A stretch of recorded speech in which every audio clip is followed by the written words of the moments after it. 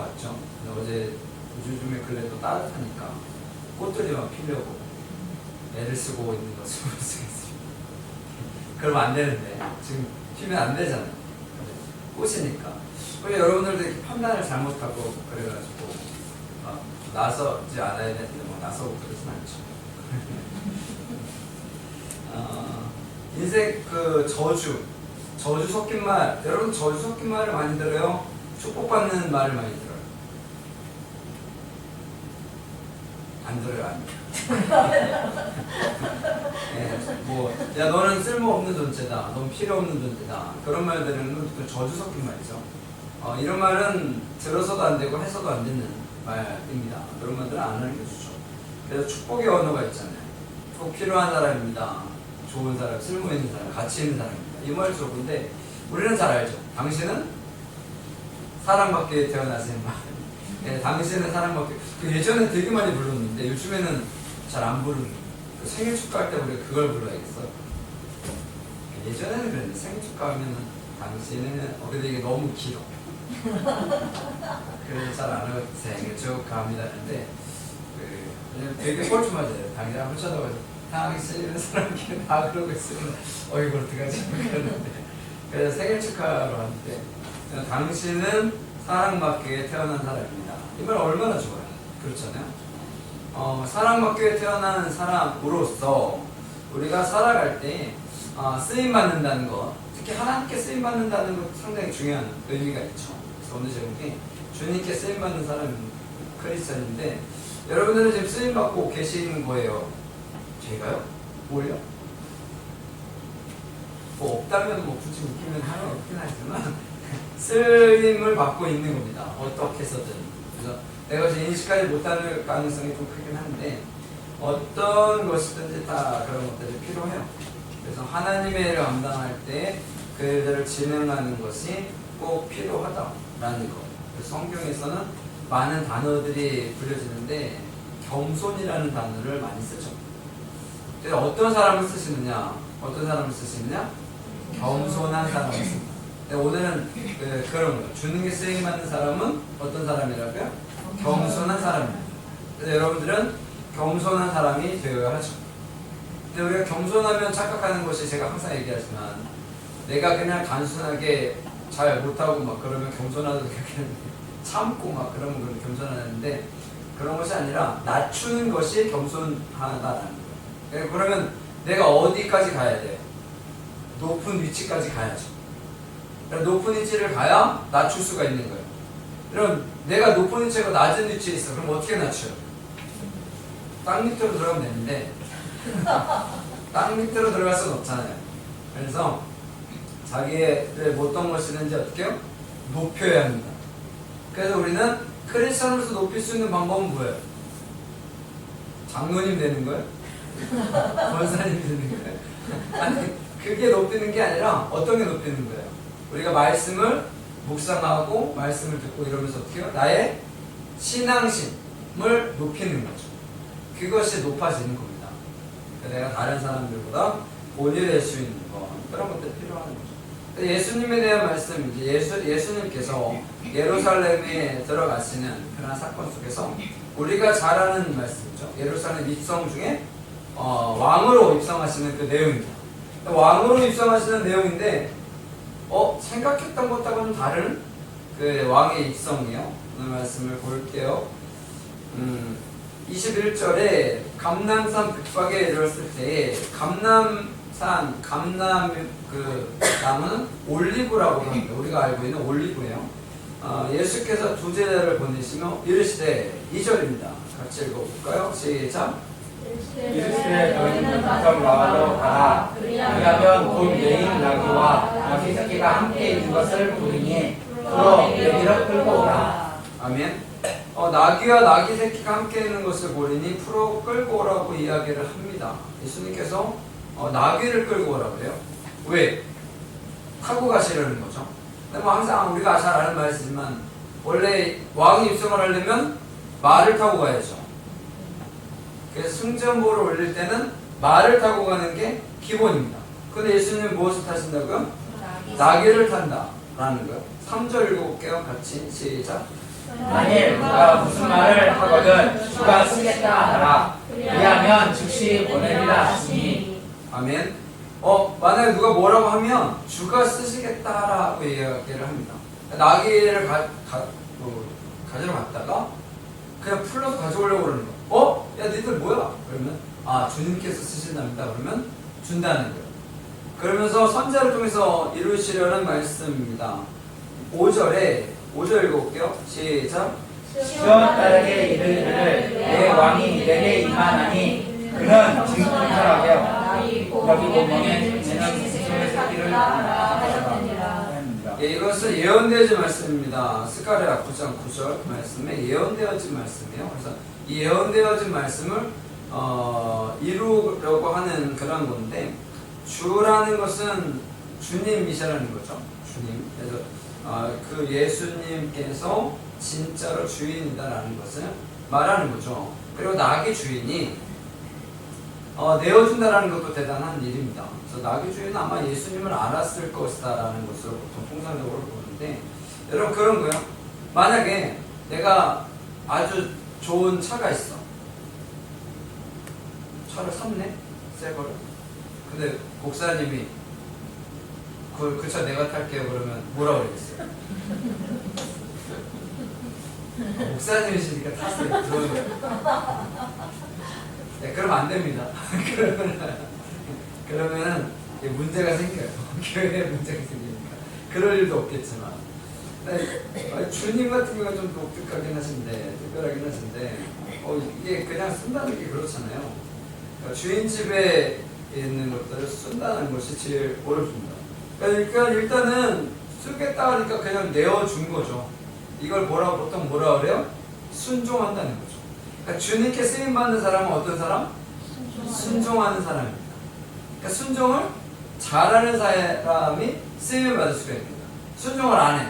그럼 시키겠어요? 한두 번 하다가 말죠. 물론 이제 저 같은 사람은 끝까지 합니다. 중간에 포기는 잘 안 해요. 끝까지. 잘하다 못하든 어떻게 끝까지 해보도록 하려는 사람 중에 하나이긴 한데, 대부분은 그렇죠. 하다가 안 시키죠. 그러니까 내놓죠. 내놓는데. 일단 우리가 말씀을 잘 들어야 한다. 그래서 주님께서 우리에게 원하시는 것을 내어주려면 내가 내어주겠다는 마음이 있어야 돼. 그러니까 무엇인가 하나님의 일을 감당할 때, 진행하며 나갈 때 내가 무엇이든지 드리겠다라는 이 마음이 있어야 됩니다. 여러분 그렇지 않으면 일단 쓰시질 않아요. 그게 기본이에요. 그리고 두 번째는 이 나귀는 집에 있는 나귀니까 길들여지는 나귀입니다. 길들여지는 나귀예요. 그래서 쓰임 받으려면 우리가 보통 얘기하죠. 뭘 받아야 돼요? 훈련을 받아야 돼요. 양육. 그러니까 여러분들 양육을 받아야 안 받아요? 양육 같은 거 안 받는데 그렇게 생각하시면 안 됩니다. 제가 얼마나 양육을 많이 하는. 여러분들도 모르는 사이에 엄청 많이 하는 거예요. 잘 모르시지만 여러분들은 양육을 엄청 많이 받는 거예요. 양육은 1대1로 이렇게 해서 하는 거 아니에요? 그것도 양육인데, 여러분 양육은 되게 다양합니다. 여러 가지 다양. 하나님의 말씀을 듣고 내가 그 말씀을 인지하고 살면 그것이 양육을 하는 거예요. 양육은 뭐라고요? 내가 인지하고 사는. 그럼 물어봐야 돼. 여러분 말씀대로 살아요? 안 살아요? 그러면 양육 받은 거예요. 살려는 생각이 전혀 없어. 설교를 내가 뭐 하나 들었는데 전혀 없어. 그럼 양육을 받은 게 아니야. 여러분 제자 훈련도 열심히 많이 받으면 뭐합니까? 내가 나가서 그렇게 살아야지. 여러분 나가서 살지 않으면 양육 안 받은 거예요. 본인은 받았다고 우길 수 있지만, 여러분 양육 받으면 수료증 같은 거 주잖아요. 우리 수료증 안 주잖아요. 여러분들 양육 안 받았어요? 근데 사실 되게 많이 했거든요. 여러분 3년 넘게 제가 웬만한 양육을 다 했거든요. 교재에 갖고도. 근데 생각도 안 나죠. 여러분들 새신자 교육도 다 받은 거 아세요? 제가 모르죠. 제가 다 했거든요. 근데 여러분들 다 받은 건데 제가 웬만하면 언제 예배 시간들 때 해서 그런 거지 하기는 다 했어요. 근데 중요한 건 뭐예요? 내가 세상 속에서 그렇게 살아가는가의 문제. 안 살아가? 그럼 양육, 뭐야? 양육하는 게 무슨 의미가 있어요? 하나님의 말씀을 들었는데 내가 그렇게 살지 않아. 그럼 의미가 없잖아요. 양육은 어떻게 해요? 내가 살아가고 있는가? 하나님 말씀 가지고 살아가고 있는가? 그렇다라는 거죠. 길들여져 훈련되어진다는 거죠. 그리고 나서 아무도 타지 않았다는 거죠. 아무도 타지 않았다는 것은 뭐예요? 순결하다, 거룩하다, 순수하다라는 의미가 있어요. 그래서 하나님께 쓰임 받으려면 뭐 해야 돼요? 순수해야 돼, 사람. 의심이 많아.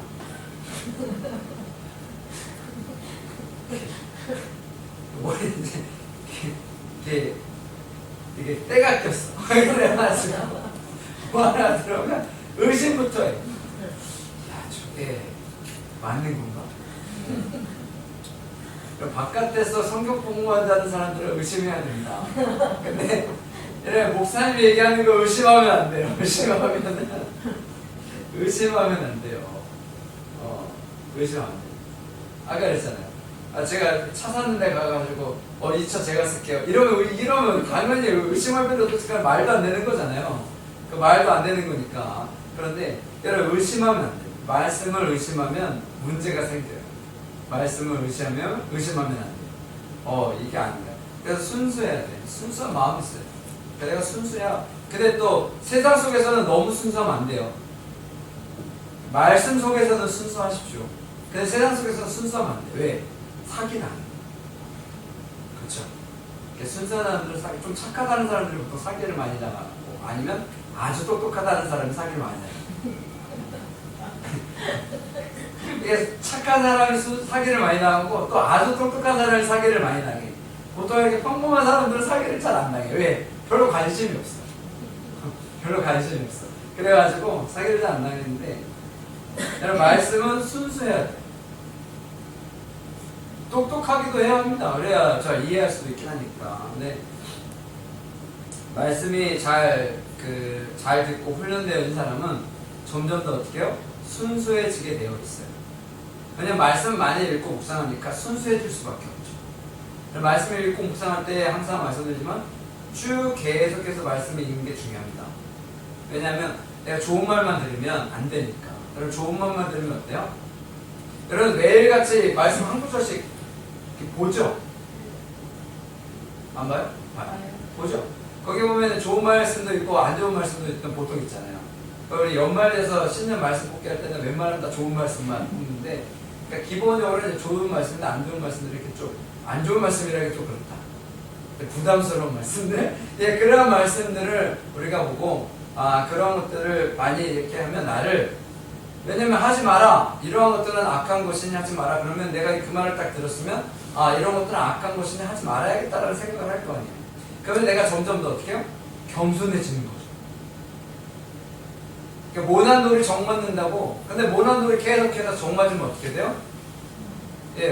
부드러운 돌이 되는 거잖아요. 그래서 냇물, 시냇물 이런데 자갈들 보면 어때요? 다 둥그렇잖아요. 자갈이. 근데 물속에 있지 않고 밖에 있는 돌들은 대부분 투박하고 뾰족한 돌들 많잖아요. 그래서 이 자갈들은 어떻게 해요? 그동안 계속 서로 부딪히면서 어떻게 해요? 깎인 거죠. 근데 이게 깎이지 않고 계속 되는 돌들은 보통 뭐예요? 다이아몬드? 이런 것들은 지들끼리 부딪히면 깨끗해지 깎아지나? 근데 그런 돌들은 보통 이제 물가에 안 있으니까.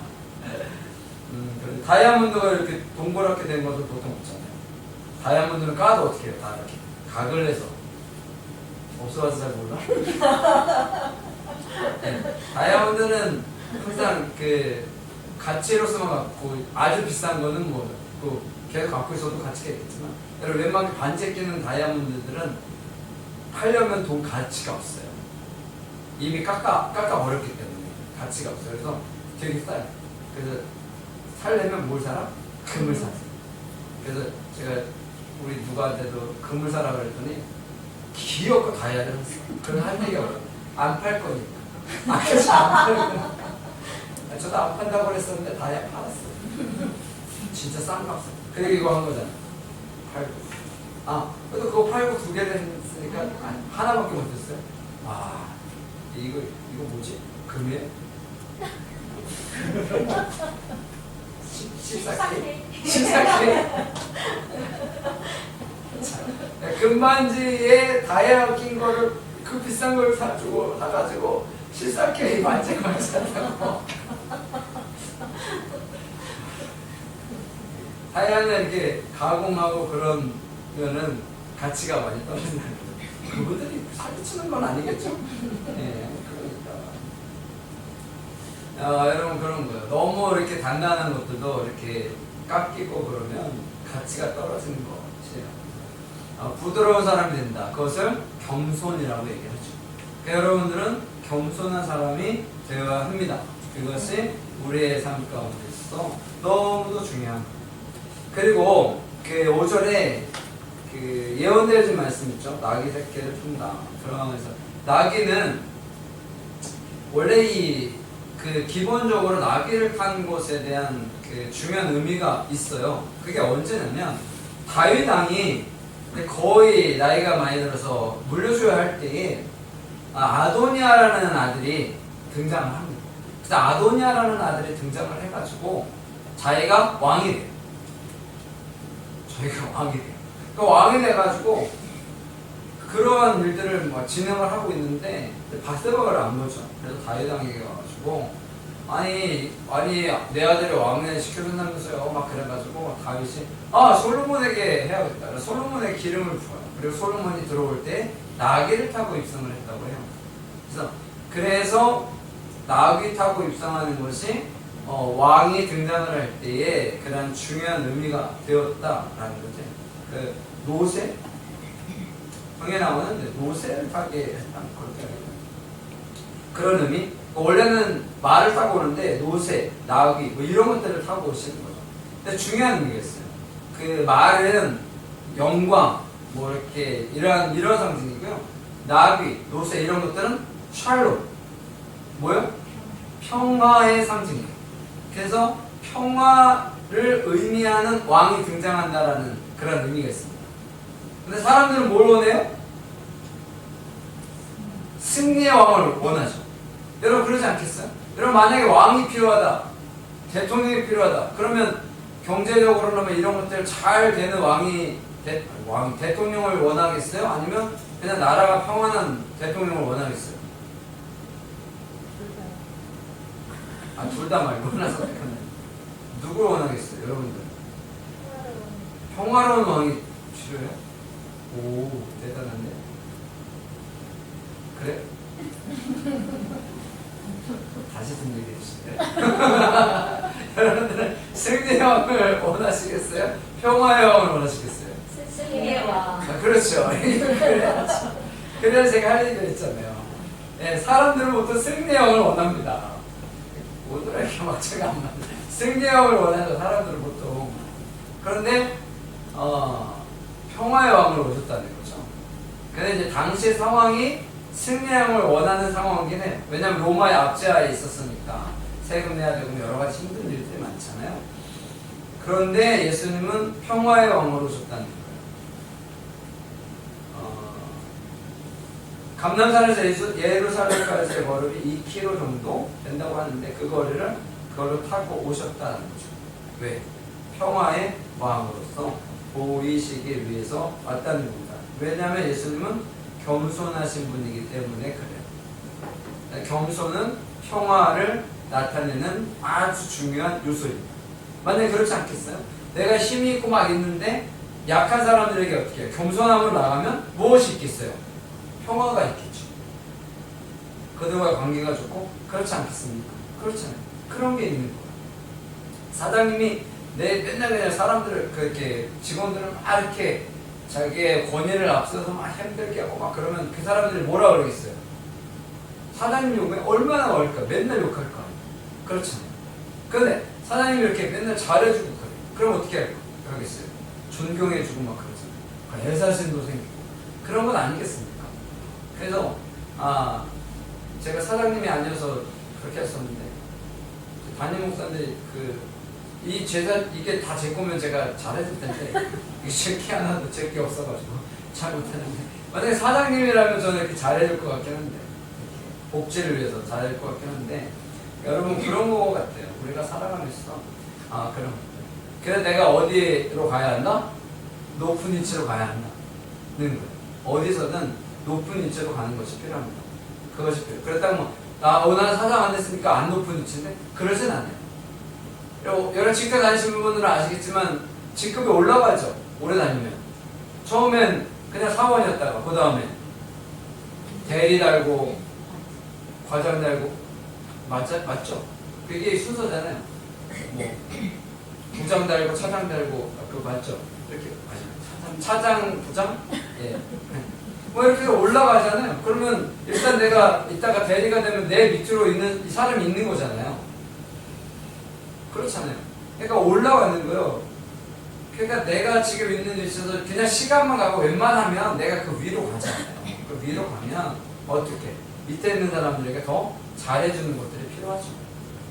여러분, 그 정도만 해도 되는 거예요. 그러니까 평생 내가 맨 밑에 있을 수는 없잖아요. 그런 구조가 되는 것도 좀 어렵겠지만, 여러분, 그렇다라는 거죠. 뭐 나중에 결혼하면 내가 아빠가 되면 일단 아이들이 있을 거고, 엄마가 되면 아이들이 있을 거고. 여러분, 그런 것들이 우리는 어차피 사회는 그렇게 될 수밖에 없어요. 내가 그냥 살면 나는 분명히 위로 갑니다. 그럴 때에 나보다 위에 있는 사람들은 어쩔 수 없지만 나보다 밑에 있는 그 사람들에게 그런 모습들을 보여주는 것이 필요해요. 교회도 마찬가지예요. 내가 신앙생활을 했잖아요. 신앙생활을 오래 하면 새로 오신 분들이 이런 분들이 내 밑에 있는 거예요. 쉽게 얘기하면. 내가 나이가 지금 80 넘었네. 내가 나이가 60인데 어떻게 20살짜리한테 30살짜리 위치해요. 교회에서. 연수를 따지니까. 그죠? 그러니까 20살짜리가 더 잘해야 돼. 오래 다니면. 이해하셨죠? 예를 들면. 그러니까 그렇게 되는 거예요. 모든 게 다 그런 구조가 되는 거예요. 에이, 나는 아직 어린데. 아니에요. 그러니까 시간이 가면 어디에서든지 나보다 약한 사람들, 나보다 부족한 사람들이 온다고. 그런 것들을 우리들이 항상 기억하고 사는 거죠. 그래서 어떻게 그들에게 겸손한 모습으로 다가서서 그들에게 어려움이 있든 그런 것들을 도와주는 것이 필요하다라는 거예요. 디모데후서에 보면 우리가 얼마 전에 본 말씀인데 금그릇, 은그릇, 나무그릇, 질그릇 이런 거 있잖아요. 그래서 귀하게 쓰는 것도 있고 천하게 쓰는 것도 있다. 근데 어떤 게 귀한 그릇이냐? 어떻게 귀한 그릇이에요? 깨끗한 그릇이 귀한 그릇이다. 더러운 그릇은 아니라는 거죠. 그렇죠. 그래서 금그릇, 여러분 금그릇은 팔 때만 좋지. 만약에 금그릇에 생각해보세요. 금그릇이 있어. 그치? 원래 그런 거 많이 하잖아. 10,000원짜리가 있어. 이런 거 많이 보시죠. 이거 원래 50,000원짜리가 10,000원짜리가 있어. 이걸 막 저는 안 꾸깁니다. 이거 막 꾸겼어. 그럼 여러분 가질래? 그러면 가지 않아요. 이거 막 밟았어. 가질래? 그러면 가지 않아요. 가지죠. 왜? 10,000원의 가치가 있으니까. 근데 10원짜리도 가질래요? 10원짜리. 여러분 이런 가치가 있으니까 그러잖아요. 근데 금그릇이 있어. 이게 금그릇이. 이 금그릇에다가 막 흙을 막 묻혔어. 더럽게. 그리고 밥을 떠서 여러분들에게 줬어요. 드실래?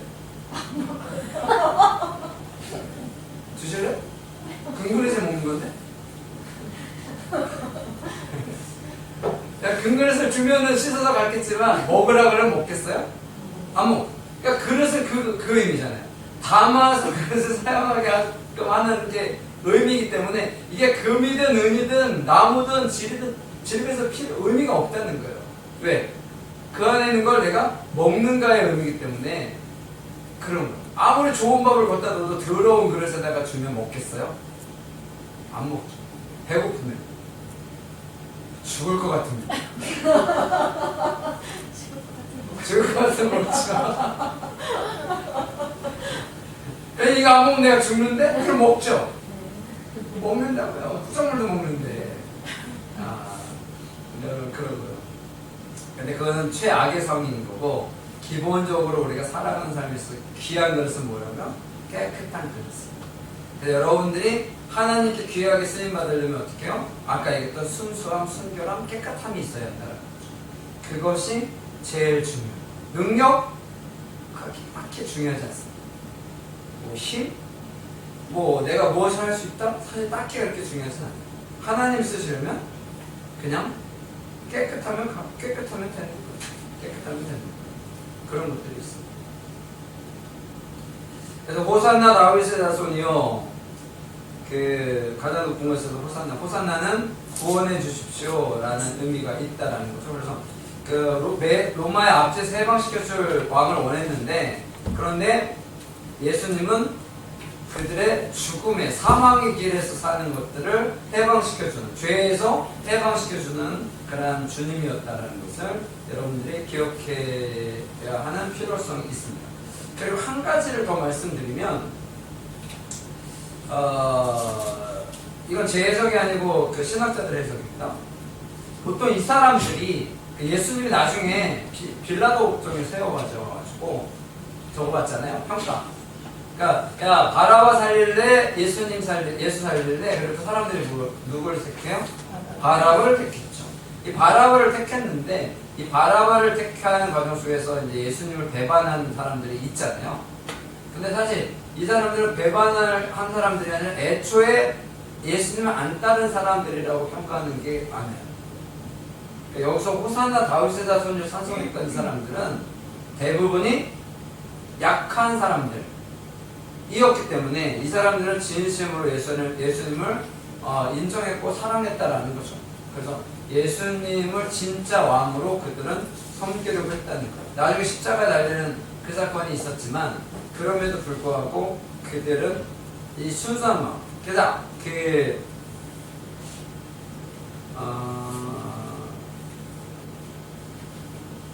9절 말씀 한번 읽어볼게요. 같이 읽겠습니다. 시작. 앞에서 가고 뒤에서 따르는 우리가 소리 높여 이르되 호산나 다윗의 자손이여 찬송하리로다. 주의 이름으로 오시는 이여 가장 높은 곳에서 호산나 하라. 아멘. 이 앞에서 가고 뒤에 따르는 무리가 소리 높여 이르되 호산나 다윗의 자손이여, 이 찬송하는 이러한 것들, 그래서 계속해서 찬송하며 가는 거예요.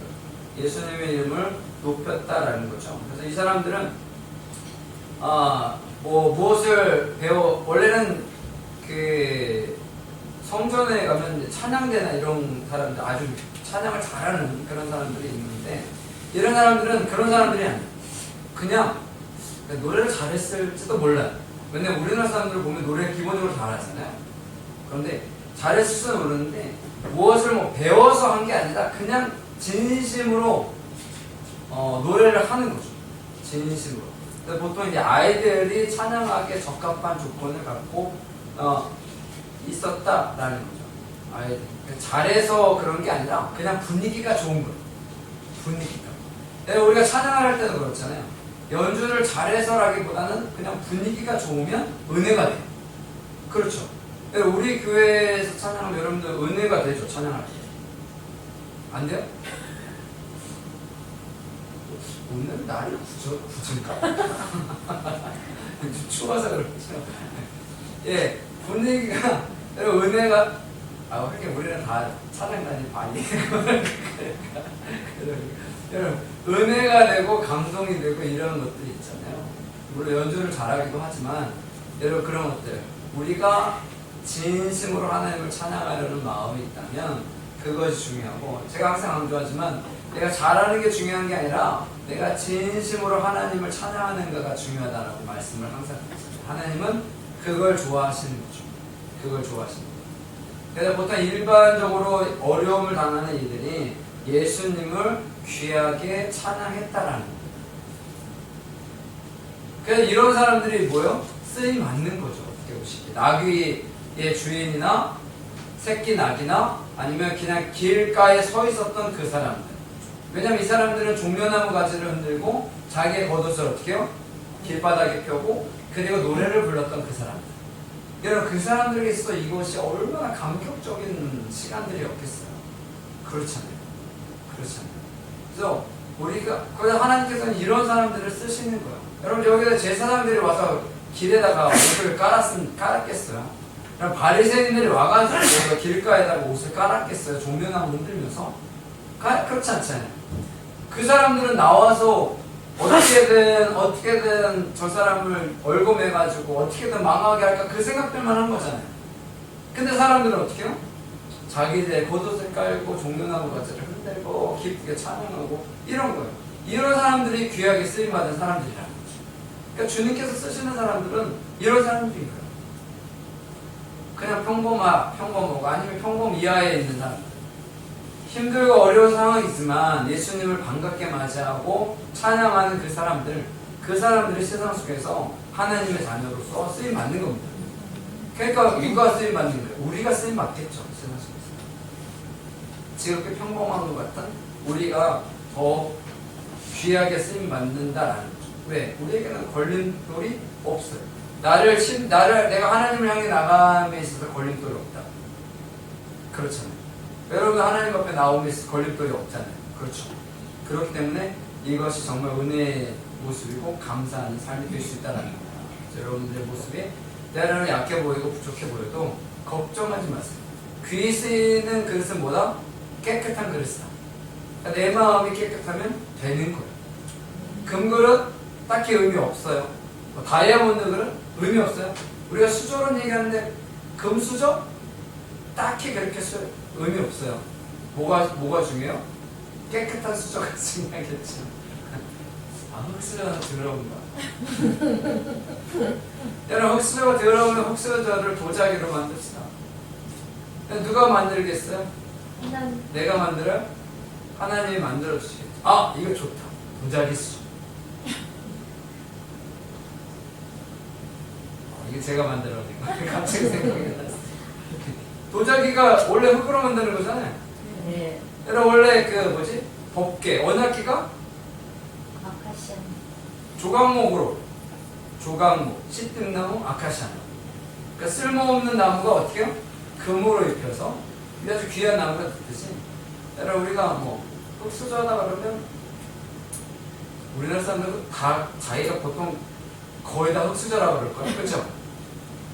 제 생각이 그럴 것 같은데 거의 다 흙수저라고 그래요. 연봉이 1억이 돼도 흙수저라고 그럴 거예요. 네, 그러니까 여러분 거기에다가 하나님께서 뭘 입혀주면 돼요? 유약을 입혀주셔서 도자기가 되는 거예요. 구워서. 네, 여러분들이 그렇게 된다라는 것들을 아니 이미 여러분들은 도자기일 거예요. 워낙에 귀한 그런 것이지 않을까요? 하나님께서 여러분들 귀하게 쓰고 계시다라는 것을 꼭 기억하시고요. 세상 가운데 승리하시기를 간절히 축원합니다. 아멘.